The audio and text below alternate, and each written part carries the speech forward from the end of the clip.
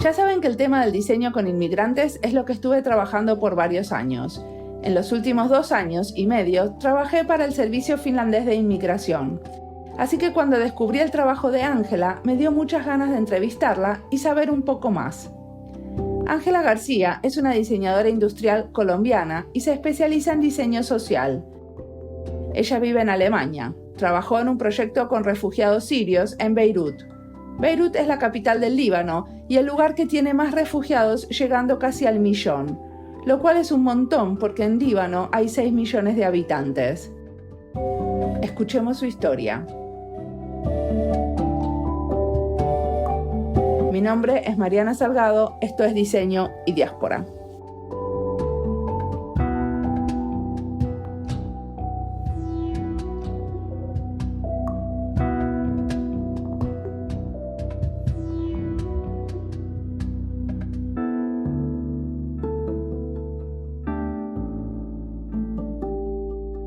Primero, gracias por invitarme. Mi nombre es Ángela García. Yo hice un pregrado en diseño industrial en una universidad en Bogotá. ¿En cuál? En la Jorge Tadeo Lozano. Y después trabajé un tiempo como diseñadora industrial, haciendo POP, como empezamos todos, haciendo renders y diseñando más que todo productos para grandes superficies y tiendas de barrio. Entonces hacía como diseños para góndolas en los supermercados o islas para impulsar productos. Pues entonces obviamente vi que tenía mucho más potencial que eso como diseñadora, porque la verdad no estaba pensando y me tocaba diseñar mucha basura, basura en plástico, que se consumía en 2, 3 meses y luego ya no servía para nada. Y con ese cuento salí de esa empresa a buscar otras oportunidades para ampliar mi perfil como diseñadora y me encontré con el máster de diseño estratégico de la Design Academy Berlín y me apliqué al programa, me gané una beca de Colfuturo, que es una privada que financia los estudios en el exterior, y afortunadamente me gané la beca y pude venir a estudiar a Alemania. Y hace un año me gradué como diseñadora estratégica. ¿Y tuviste que estudiar en alemán o pudiste estudiar en inglés? Estudié en inglés, busqué un programa en inglés, pero hice muchos cursos de alemán antes para poder integrarme y para poder disfrutar la ciudad. Sin embargo, no me alcanzaba para estudiar en alemán. Se necesita mucho tiempo para coger el vocabulario y todo. Casi que en inglés fue también todo un reto hacerlo. Entonces, no, fue en inglés, pero fue muy, muy interesante. Y tenés unos proyectos súper interesantes. No sé si todos fueron para la facultad o cómo es, pero quería que me cuentes un poco, por ejemplo, de ese trabajo que tenés con refugiados en Beirut. Bueno, yo desde que llegué al máster tenía mucho interés de hacer mis proyectos con un enfoque social, y por eso es que el portafolio también al final quedó muy homogéneo y con una narrativa que conecta los proyectos y que conecta mi visión como diseñadora, que me pareció importante. A pesar, yo miro hacia atrás y me veo un poco inmadura cuando tenía como ese sueño de ser y de trabajar en diseño social, pero cuando después de graduarme pude recolectar todo lo que había hecho, vi que había sido muy coherente en los proyectos y en lo que quería aplicar el diseño y mi conocimiento. Entonces, si entran a mi portafolio pueden ver que también esa forma de diseño social evolucionó de un semestre a otro, y bueno, el máster también ofrece en el tercer semestre un módulo de innovación social que fue muy interesante también. El proyecto de Beirut, sin embargo, fue después de graduarme y fue un proyecto increíble. Creo que es lo mejor que me ha pasado en toda esta experiencia. Un profesor de la academia escribió una postulación para ganarse una beca en el DAD. El DAD es como el Colfuturo alemán, pero en Alemania es la entidad pública que también ayuda a extranjeros a venir a estudiar acá y tiene muchos convenios en Colombia. Y Gilbert redactó una propuesta muy interesante para el DAD en el que proponía trabajar, como desarrollar una propuesta para unos refugiados sirios que se encontraban en unos campamentos en el Líbano Y lo interesante de la propuesta es que incluía todo lo que es el design thinking como la metodología para desarrollar esa propuesta. Y creo que fue por eso que nos ganamos la financiación del proyecto. Pues cuando Gilbert tuvo la plata, nos invitó a 3 diseñadores de nuestro máster a facilitar pues todo el proyecto.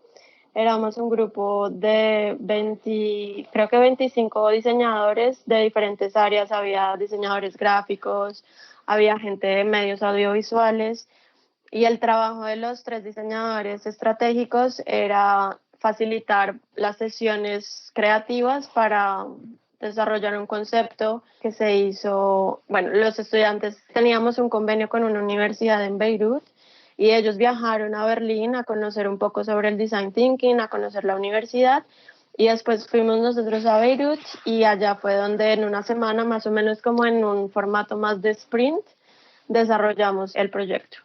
Ok, ¿y qué desarrollaron? Bueno, eso fue bastante complejo porque empezamos a desarrollar unas metodologías para hacer investigación de campo y creo que fuimos muy ingenuos al principio porque muchas de las metodologías las desarrollamos en Berlín y pues el contacto que habíamos tenido con refugiados había sido en Berlín hay campamentos de refugiados, entonces visitábamos y esto, pero obviamente no éramos conscientes de a lo que nos estábamos metiendo, ¿no? Era un reto enorme viajar hasta allá, entrar al campamento y bueno. Entonces desarrollamos esas metodologías, luego viajamos a Beirut, en Beirut estuvimos 2 días y luego viajamos a un sitio que se llama como el Valle de Bekaa, y ahí es donde están los campamentos.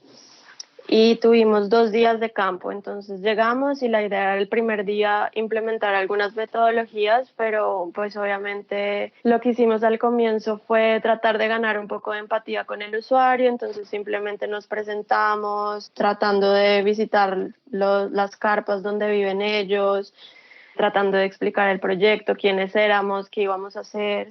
Pero una pregunta que no me quedó muy claro, ¿por qué necesitaban nuevas metodologías? ¿O cuáles eran esas nuevas metodologías que estaban tratando de desarrollar? Sí, no nuevas, creamos como unos materiales en Design Thinking que se llaman Cultural Props, que nos permitían tener otro tipo de acceso a la información. Entonces no es este formato de entrevista en el que te sientas y pregunta y respuesta. Sí, en español le decimos sondas culturales a las cultural props, pero estas sondas culturales no es una metodología nueva, lo que ustedes hicieron es como crear unos artefactos para estas sondas. Sí, claro, creamos digamos, el contenido para eso. Sí, no creamos una metodología, fue más crear el contenido para poder obtener esa información. Y entonces se presentaron, llegaron y se dieron cuenta que primero se tenían que presentar y explicar la cuestión. Pues de eso estábamos conscientes, lo que no sabíamos, teníamos muchas barreras en el idioma y también los refugiados tienen una forma de recibir a esas personas que van a hacer trabajo social y hay muchos niños, no te alcanzas a imaginar la cantidad de niños que hay, entonces fue un poco difícil como acceder a otro tipo de contenido porque los niños si se acercaban mucho, querían jugar, todo el tiempo gritando, entonces fue un poco complicado implementar las metodologías con los usuarios que habíamos mapeado. Los niños nos distrajeron bastante, entonces fue bien difícil. Tuvimos que improvisar muchísimo. ¿Y qué improvisaron? Nosotros habíamos viajado con todo el material, maletas, un montón de elementos didácticos, marcadores y pues a la hora de la verdad nada de eso se pudo usar, era más como que podíamos absorber y entender estando ya metidos ahí, más que sentarse a tratar de hablar o de llenar alguno de los templates que habíamos hecho. Fue muy difícil. O sea, supongo que algo de información igual siempre se llevaron y analizaron, hicieron todo el proceso. Claro, recogimos mucha información, pero de una manera muy diferente a como habíamos imaginado que la íbamos a recoger, que también fue bien interesante.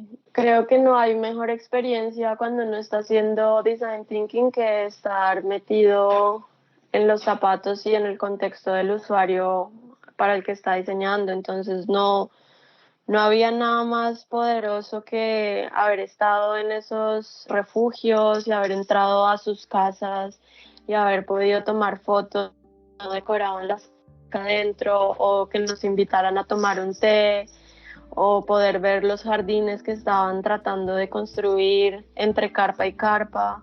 Y fue más todo eso que vimos y que pudimos experimentar así en carne viva lo que nos permitió como tener acceso a esa información.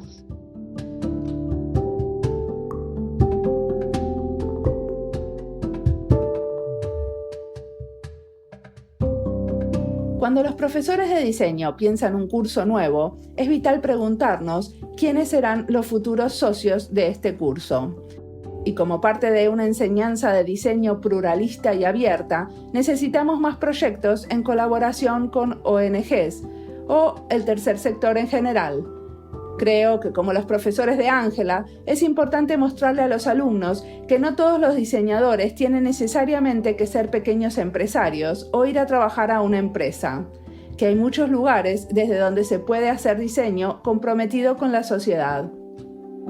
Y la universidad tendría que ser el lugar para explorar diferentes puestas en escena de proyectos de diseño, para poder entender cómo es hacer diseño en diferentes contextos, no solo en diferentes territorios y con diferentes comunidades, sino también desde otros tipos de grupos de trabajo, colaborando con gente de diferentes disciplinas.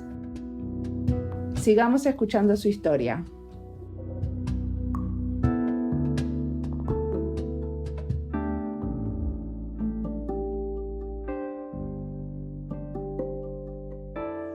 ¿Y después terminaron proponiendo algo? ¿Hicieron alguna intervención de diseño? Sí, entonces esto fue como una suerte de sprint. Creo que era la primera vez que yo hacía un sprint. Estuvimos esos 2 días en campo y luego volvimos a Beirut, y en menos de 5 o 6 días hicimos todas las fases. Un día recogimos toda la información, el siguiente día hicimos la síntesis, tratamos de hacer los clusters o agrupar los temas que veíamos comunes, los patrones de comportamiento, las cosas que se habían repetido. Fue muy interesante por lo que te contaba, que era un grupo muy diverso y era mucha gente. Me llamó mucho la atención que todo el mundo tenía algo que contar, o sea, todo el mundo había vivido una experiencia grande o pequeña, pero tenía algo que aportar a ese gran como plataforma o tablero que habíamos construido, que era súper análogo y simplemente con post-its, todo el mundo parándose a decir qué había visto y cómo había sido la experiencia.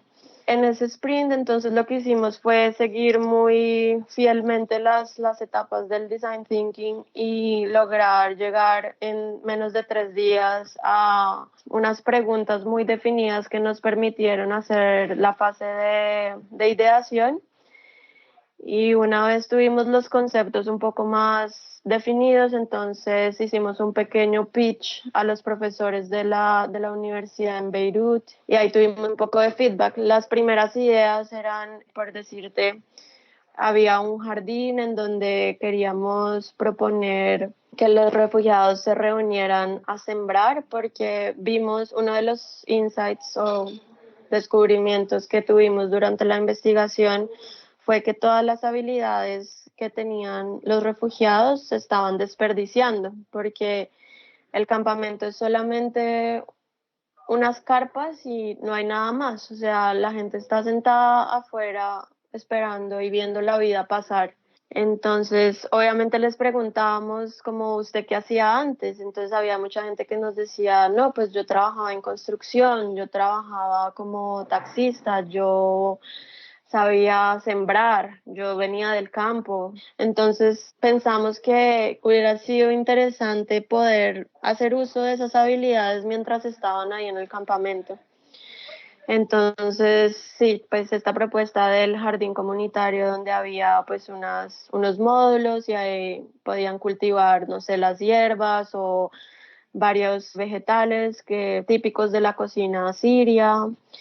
Desarrollamos un espacio para que las mamás pudieran enseñarle a los niños a leer o a escribir. También había otro espacio como para integrar a los jóvenes, que me pareció uno de las audiencias más difíciles de analizar y también de proponer algo para ellos. ¿Cómo era el espacio de los jóvenes?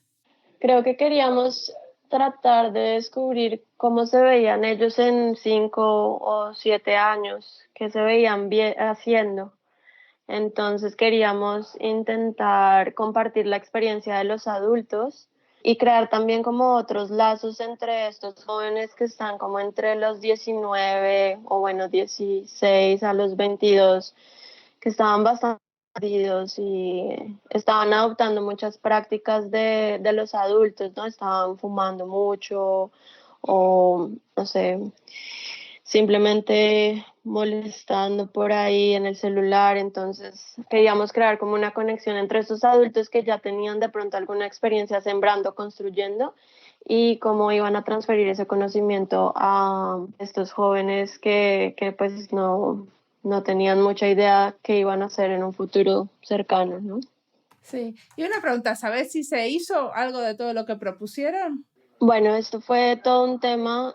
Nosotros teníamos esa financiación del DAD, eran aproximadamente 7.000 euros que se iban a invertir. Uno de los usuarios que tuvimos que tener en cuenta era una ONG que se llama URDA, en ese manejo político del dinero que le entra al campamento. Hay mucha mafia detrás y hay muchos intereses, y esa plata que entra casi nunca se hace, pues les llega de verdad como un beneficio a los refugiados, y eso nos afectó mucho porque teníamos la plata para implementar el proyecto, pero URDA y también el gobierno del Líbano estaba poniendo muchas trancas para desarrollar el proyecto. Finalmente no pudimos implementarlo y sufrimos mucho porque en algún momento nos dijeron que les tocaba devolver la plata. Pues todos quedamos fríos después de haber hecho tremendo esfuerzo y de haber logrado al menos proponer algo, porque es que lo que te digo, no hay absolutamente nada, es simplemente un pedazo de tierra lleno de arena. Así que cualquier cosa que se haga, al final le decíamos al director del proyecto, no importa que el proyecto no se ejecute, pero al menos compren un parque para que los niños puedan jugar en algún lado. Insistimos mucho, mucho, mucho, se hizo mucha logística en Berlín con un montón de organizaciones y finalmente no se le devolvió la plata al DAD. Pudimos salvar la plata que nos habían dado. Nos conectaron con otra ONG, pero esto pasó hace como creo que 3 o 4 meses. La plata está como congelada y estamos esperando a ver cómo esa ONG nos ayuda a empezar a implementar el proyecto. Ok. Esperemos que salga, o sea que todavía podemos cruzar los dedos. Sí, sí, sí, sí. La última noticia que tuve fue que el director del proyecto va a viajar al Líbano ahorita en octubre y va a ver allá qué partes del proyecto se pueden empezar a implementar. Claro. Ah, bueno, buenísimo. Eso da esperanza. ¿Querés contarme todavía sobre otro proyecto más? Porque también era muy interesante ese proyecto donde trabajaste, MapaMelt, que era sobre el ser extranjero. Sí, MapaMel fue súper interesante además porque está conectado también con el de los refugiados. Fue como la primera parte de este proyecto y también fue dirigido por el mismo profesor. Es un profesor muy activo y consiguió un espacio en la Bienale de Venecia. La Bienale tiene unos espacios para que universidades y como el campo académico pueda acercarse al espacio de la Bienale. Él llegó con este brief a nuestra clase y nos propuso trabajar el tema de ser un extranjero, pero no estaba enfocado en los refugiados. Entonces, solamente nos llevó el tema. Cada grupo tuvo un acercamiento bien diferente a la problemática. Fue muy interesante porque todo el grupo eran internacionales, entonces todos sabíamos que era ser extranjero y cuáles eran los retos a los que uno se enfrentaba pues en la vida diaria como extranjero. Y con mi grupo de trabajo desarrollamos ese proyecto de MapaMel que era un poco cuestionar la forma en cómo describimos nuestra identidad, porque estamos muy ligados a decir que somos parte de un territorio y eso es lo que nos define. Y fue una conversación y un proyecto muy interesante que nos llevó a discutir sobre Sí, sobre esas fronteras geográficas que al final son imaginarias, pero que son la consecuencia de unos conflictos enormes a nivel mundial, ¿no? Sí, pero vos, por ejemplo, si te tenés que definir, ¿cómo te definís? No, es muy difícil y todavía reflexiono mucho sobre eso porque al final la tierra llama mucho también. Entonces, más bien fue como una exploración bastante académica de cómo en un futuro de pronto lo que nos define es lo que consumimos o la música que escuchamos y es por eso, y son otras formas como de presentarse también, pero si me preguntas ahorita es muy difícil describirse sin decir. ¿A vos te parece que ese proyecto te cambió tu manera de acercarte a tu identidad? Sí, claro, muchísimo, muchísimo. ¿De qué manera? Porque también siendo extranjera me he encontrado con muchos latinos o mucha gente que habla mi mismo idioma o que es de mi misma ciudad, con la que al final no conecto. Y el que se vuelve de pronto más cercano es, no sé, el egipcio o el japonés y es como, wow, qué interesante porque esta persona que viene de tan lejos, que tiene otra forma de ver la vida, resulta más cercana que la que se crió al lado mío, ¿no? Y es ahí como donde uno empieza a decir, pues lo que me define no es si hablo español o si escuché vallenato toda mi vida, sino otras cosas. Sí. Pero fue muy bonito, sí. ¿Qué cosas, por ejemplo? No sé, los sitios a donde has ido, los libros que has leído, las películas que has visto, tantas cosas. Bueno, entonces contame, ¿qué cosas te están inspirando ahora? ¿Qué libros, películas? Estoy escuchando un podcast que se llama Product Breakfast Club. Es de una agencia de diseño que está en Berlín, que se llama AJ and Smart. ¿Y está bueno? Sí, hablan de cosas muy interesantes. Jonathan es el fundador de AJ and Smart y él está haciendo este podcast con Jay Canap, que es el escritor del Sprint. Él trabajaba como en diseño en Google, como diseñador en Google y hablan de muchos temas de innovación y tienen muchos referentes, analizan muchos casos de empresas exitosas y bueno, están como en todo lo que es innovación. Qué bueno, no lo conozco, lo voy a escuchar. Sí, sí, es bien interesante, hay varios datos ahí chéveres. ¿Y cómo te ves en el futuro o qué soñas con hacer? Mariana, mi sueño es ser diseñadora social, pero para eso se necesita plata y se necesita tener una industria que lo apoye a uno. El último año estuve tratando de encontrar trabajo en esa área y fue bien difícil. Me encontré con una empresa muy interesante que se llama Dalberg, si la quieres también googlear. Tienen unos trabajos muy interesantes con unas comunidades en África y ese es mi sueño, poder hacer eso y ojalá en Latinoamérica, una vez que pueda, sí, ser también más independiente de lo que ahorita me ata un poco, pero me encantaría poder usar el diseño como una herramienta de transformación social. Siempre me pregunto en ese proyecto de los refugiados, cómo hubiera podido hacer yo lo mismo en Colombia, ayudando a los refugiados venezolanos a integrarse y a salir adelante en todo lo que les está pasando. Yo creo que parte de ser un diseñador social también es entender los mecanismos de financiación para poder hacerlo, ¿no? Sí, a veces miro atrás y digo, wow, si pudiera devolver el tiempo, me hubiera encantado encontrar o haber hecho un máster en diseño social, pero bueno, todavía me queda tiempo y vida para hacerlo. Bueno, pero también esta maestría que hiciste, pudiste elegir bastante los proyectos donde participaste para tener un portfolio en diseño social al final. Sí, es muy flexible, pero me gustaría mucho trabajar en eso. Ahorita no estoy trabajando en eso y me pesa un poco en la conciencia, pero bueno, igual también es de aprender de cómo se mueven otras industrias, de qué hacen otras industrias y cómo eso también se puede llevar a los proyectos de innovación social. Sí. Y aparte también me parece que está bueno, por ejemplo, si tenés esa idea de que puedes hacer algo con los refugiados de Venezuela en Colombia, también se puede proponer, ¿no? Se puede, sí. Se puede armar propuestas y pedir financiación y ese tipo de cosas. Sí, toca estar muy estable, creo, financieramente también, como en la vida personal, pero claro que se puede. Bueno, te agradezco un montón la entrevista. Muchas gracias. A ti, muchas gracias.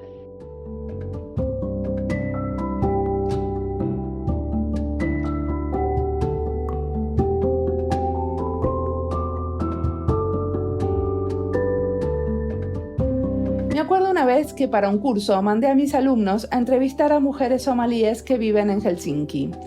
Y después me agradecieron porque nunca habían hablado con ellas y la experiencia les resultó enriquecedora, porque los hizo salir de su burbuja. Incluso viviendo en la misma ciudad, muchas veces no intercambiamos con otros grupos, y el diseño nos puede dar eso, la oportunidad de conectar con otros. En el caso de Ángela, esta experiencia de ir al Líbano por bastante poco tiempo la marcó mucho y la ayudó a definir que quiere hacer diseño social y especializarse en eso. Seguramente no es fácil porque hay que encontrar las vías, la gente y navegar por algunas organizaciones que quizás no nos son familiares. Pero lo importante es que le picó el bichito por este trabajo. Y entonces eso solo, la picadura, la va a hacer estar más alerta a futuras oportunidades. Mucha suerte. Como siempre, la música del podcast es de Antonio Zimmerman. La producción es de Andy Fechi. La edición de sonido de este episodio es de Julián Pereira. Este podcast está publicado con licencias de Creative Commons con Attributions. Esto fue Diseño y Diáspora. Pueden seguirnos en nuestra cuenta